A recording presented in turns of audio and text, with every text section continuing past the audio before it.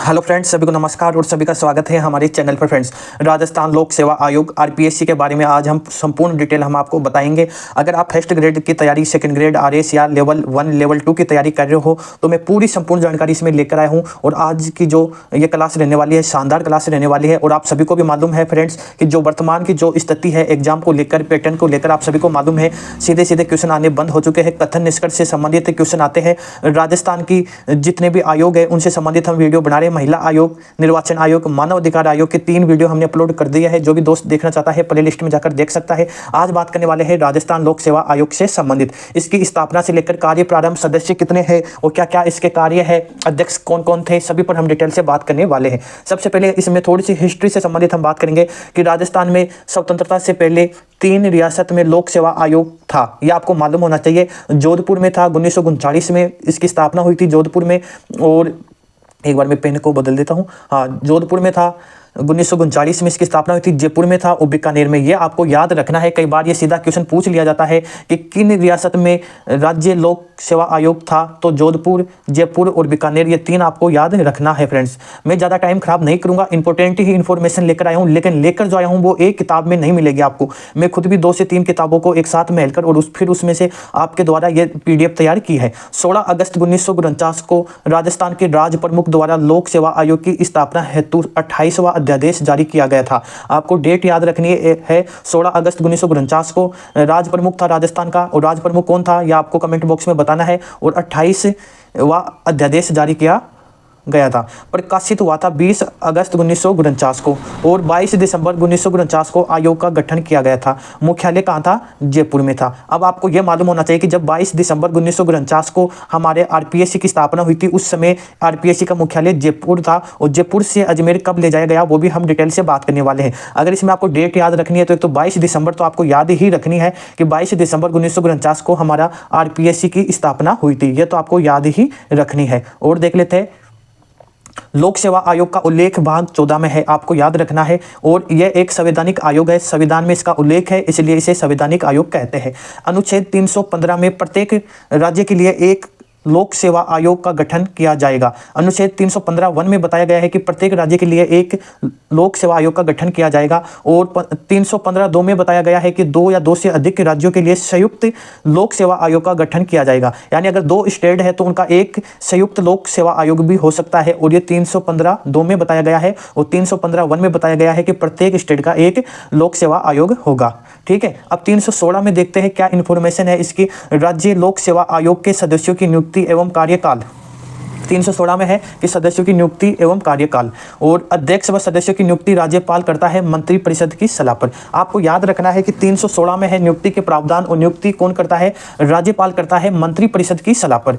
राजस्थान लोक सेवा आयोग की स्थापना के समय संरचना देखेंगे। 22 दिसंबर 1949 को जब इसकी स्थापना हुई थी, हमारी आरपीएससी की जब स्थापना हुई थी, तो उस समय आरपीएससी की संरचना क्या थी, यानी इसमें अध्यक्ष और सदस्यों की संख्या क्या थी, यह आपको इसमें बताया गया है। जब हमारे आरपीएससी की स्थापना 1949 को हुई थी तो इसमें फ्रेंड्स 3 सदस्य थे। यह आपको मालूम होना चाहिए। वर्तमान में कितने हैं वो मैं डिटेल से आगे बताने वाला हूं। 3 सदस्य उस टाइम थे। और सदस्य देख लेते हैं। अध्यक्ष था इसका SK घोष, और सदस्य थे देवी शंकर तिवारी और NR चंद्रोकर। ये 2 सदस्य थे और एक इसका अध्यक्ष था। कई बार कथन और निष्कर्ष जो सेकंड ग्रेड की एग्जाम हुई थी उसमें इस प्रकार का क्वेश्चन पूछा गया था कि जब आयोग की स्थापना हुई थी उस समय कितने सदस्य थे, तो सदस्य थे 3 सदस्य 22 दिसंबर 1949 को। वर्तमान में कितने सदस्य है यह हम आगे आपको बताने वाले हैं। आयोग, राजस्थान लोक सेवा आयोग की संरचना अब हम देखेंगे वर्तमान में और कब इसके सदस्य इसमें बढ़ोतरी की गई थी। तो इसमें देख लेते हैं 22 दिसंबर 1949 को इसके 3 सदस्य थे, यह तो आपको मालूम है। फिर 1973 में इसकी सदस्य संख्या 5 कर दी गई है।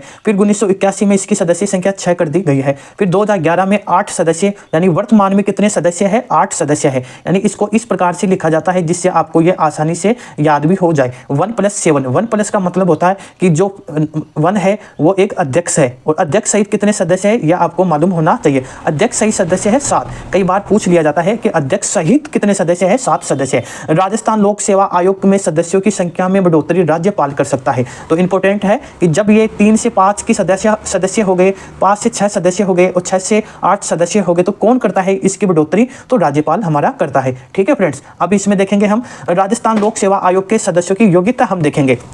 50% सदस्य भारत सरकार, राज्य सरकार के अधीन कम से कम 10 वर्ष की प्रशासनिक सेवा का अनुभव हो। यानी एक इसमें जो सदस्य बताए गए हैं 50%, तो हमारे कितने सदस्य हैं? 8 सदस्य है। 8 में से 8 का 50% यानी 4 सदस्य 50% में आते हैं। तो 4 सदस्य कौन से होने चाहिए? एक तो IAS लेवल का यानी भारत सरकार का, और एक RS लेवल का व्यक्ति होना चाहिए 50% में, ठीक है। फिर 4 सदस्य की योग्यता है कि राजनीतिक रूप से होना चाहिए, शिक्षा के क्षेत्र में भी होना चाहिए, कानून और समाज सेवा क्षेत्र से संबंधित होने चाहिए। यानी 4 सदस्य आपके RS या IAS होने चाहिए, और 4 सदस्य इनकी योग्यता है कि कानून का जानकार होना चाहिए, राजनीतिक का ज्ञान होना चाहिए, शिक्षा का ज्ञान होना चाहिए और समाज सेवा का ज्ञान होना चाहिए, ठीक है फ्रेंड्स। अब इसमें बात करेंगे अनुच्छेद 316(2) राजस्थान लोक सेवा आयोग के सदस्य व अध्यक्ष का कार्यकाल बताया गया है 316(2) में बताया गया है, 2 में बताया गया है। इसका कार्यकाल कितना होता है अध्यक्ष और सदस्यों का? 6 वर्ष व 62 वर्ष जो भी पहले हो। वर्तमान में यही इसमें कार्यकाल है। वर्तमान में कितना कार्यकाल है?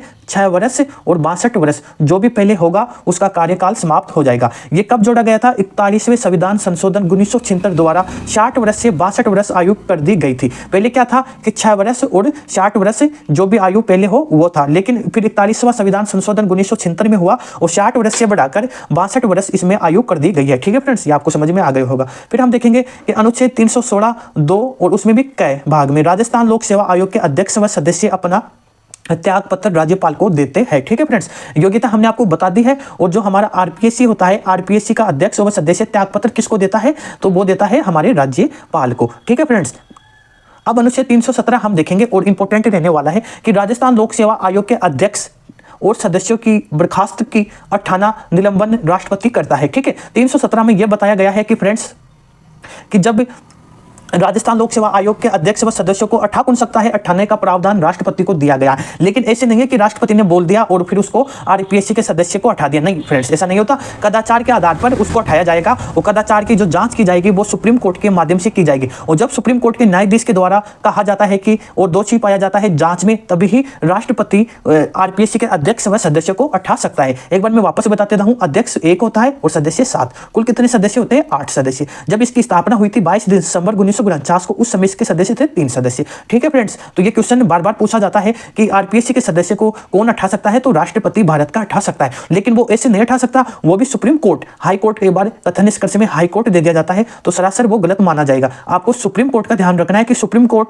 उसकी जांच करेगा और अगर उसमें दोषी पाया गया है तो उसको हटा सकता है। अनुच्छेद 317(2) में बताया गया है कि राजस्थान लोक सेवा आयोग के अध्यक्ष और सदस्यों को जांच के दौरान राज्यपाल निलंबित कर सकता है। शानदार फैक्ट मैं बता रहा हूं, अगर RPSC का कोई सदस्य या अध्यक्ष है और उसकी जांच चल रही है और जांच के दौरान हमारा जो राज्यपाल है उसको निलंबित कर सकता है। जांच के दौरान कर सकता है, जांच होने के बाद तो हमारा राष्ट्रपति ही करेगा, लेकिन जैसे जांच चल रही है उनकी और हमारा राज्यपाल उसको निलंबित कर सकता है। अनुच्छेद 317(2) में ये उनका प्रावधान बताया गया है, ठीक है फ्रेंड्स। अब हटाने का और क्या प्रावधान है तो ये हम देख लेते हैं। 317(3) में बताया गया है कि अगर कदाचार, दिवालिया, मानसिक व शारीरिक रूप से असक्षम और लाभ का पद धारण कर रखा हो तो उनको हटाया जा सकता है। ये उनके हटाने का प्रावधान है, तो ये आपको याद रखना है, ठीक है फ्रेंड्स। और देख लेते हैं इसमें जो इंपॉर्टेंट इंफॉर्मेशन है। अनुच्छेद 318 RPSC के अध्यक्ष व सदस्यों की सेवा शर्तें के बारे में जानकारी देता है।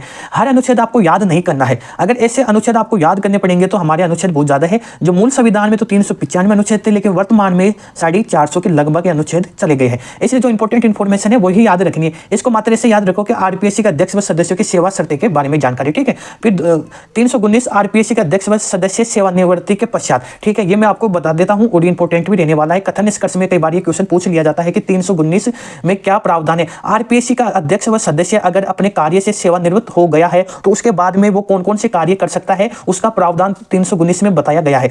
UPSC संघ लोक सेवा आयोग, एक तो जो हमारा भारत का UPSC है उसमें, और एक है ना अन्य राज्यों के लोक सेवा आयोग के अध्यक्ष के रूप में या सदस्य के रूप में वो नियुक्ति के पात्र होंगे। अगर हमारा कोई अध्यक्ष है और वो सेवानिवृत्त हो चुका है तो वो UPSC में भी सदस्य या अध्यक्ष बन सकता है, या अन्य जो स्टेट है वहां पर भी अध्यक्ष व सदस्य बन सकता है। यह प्रावधान है, लेकिन उसको भारत सरकार या राज्य सरकार के अधीन किसी भी अन्य नियोजन का पात्र नहीं होगा। लेकिन वो इसके अलावा अन्य किसी भी नौकरी का पात्र नहीं होगा, यानी भारत सरकार और राज्य सरकार के द्वारा जो उनको दी जाती है। इसलिए आपको मात्र यही याद रखना है 319 वाला, ठीक है। फिर इसमें हम देखेंगे कि RPSC का कार्य क्या क्या है। अनुच्छेद 320 में बताया गया है कि RPSC का कार्य क्या है। एग्जाम करवाना, और ये इतना कोई कोई दिक्कत नहीं, इसको ऐसे याद रख लो कि 320 में आरपीएससी के कार्य क्या है बस, ठीक है। फिर अनुच्छेद 321 में आयोग के कर्तव्यों में वृद्धि कौन कर सकता है? राज्यपाल कर सकता है मंत्रिपरिषद की सलाह पर, ठीक है। ऐसा कोई इसको भी याद करने की कोई आवश्यकता नहीं है। अनुच्छेद 323 को याद रखना है और इसमें यह याद रखना है कि आरपीएससी अपना प्रतिवेदन किसको देती है? राज्यपाल को देती है। कई बार ये पूछ लिया जाता है कि जो आरपीएससी है यह हर साल में अपना एक प्रतिवेदन राज्यपाल को देती है, और कई बार कई एग्जामों में आ गया है राज्यपाल की जगह ऑप्शन में आपको मुख्यमंत्री भी दिखाई देता है, फिर आप लोग कंफ्यूज हो जाते हैं। इसलिए आपको मात्र ये याद ही रखना है कि राज्यपाल को प्रतिवेदन देती है, ठीक है। राज्य लोक सेवा आयोग के प्रथम कार्यवाहक अध्यक्ष कौन है? एल जोशी, ठीक है। ये तो आपको याद रखना है, इंपॉर्टेंट है। और राज्य लोक सेवा आयोग के द्वितीय कार्यवाहक अध्यक्ष कौन है? SC सिंजारिया। ये दो आपको याद रखने हैं और ये क्वेश्चन पूछ लिया जाता है कि प्रथम राज्य लोक सेवा आयोग के अध्यक्ष कौन है? एल जोशी है, ठीक है फ्रेंड्स। और दूसरा कौन है? SC सिंजारिया, ठीक है। और राजस्थान लोक सेवा आयोग की प्रथम महिला सदस्य कौन है? कांता कथूरिया। आपको मालूम होगा जो हमारा जो महिला राज्य महिला आयोग है उसकी प्रथम अध्यक्ष कौन है? कांता कथूरिया, ये आपको याद होगा। दूसरी महिला कौन है? भील, कमला भील है। नोट, राजस्थान राज्य लोक सेवा आयोग में अभी तक कोई भी महिला अध्यक्ष नहीं बन पाई है, सदस्य बन गई है लेकिन अध्यक्ष अभी तक कोई भी महिला नहीं है। अब जो इंपॉर्टेंट विशेषता है मैंने यहाँ पर लिख भी रखा है, राजस्थान लोक सेवा आयोग की विशेषता है। इसमें कुछ जो अध्यक्ष है वो आरपीएससी के अध्यक्ष के साथ अन्य पदों पर भी थे, और कई बार ये क्वेश्चन पूछ लिया जाता है तो आपको ये याद ही रखना है। NK बेरवा, ये इंपॉर्टेंट रहने वाला है। ये आरपीएससी का अध्यक्ष भी था और सचिव के पद पर भी था, दोनों पद पर ये था, ठीक है फ्रेंड्स। ओम प्रकाश गुप्ता आरपीएससी का अध्यक्ष भी था और मुख्य सचेतक भी रह चुका है।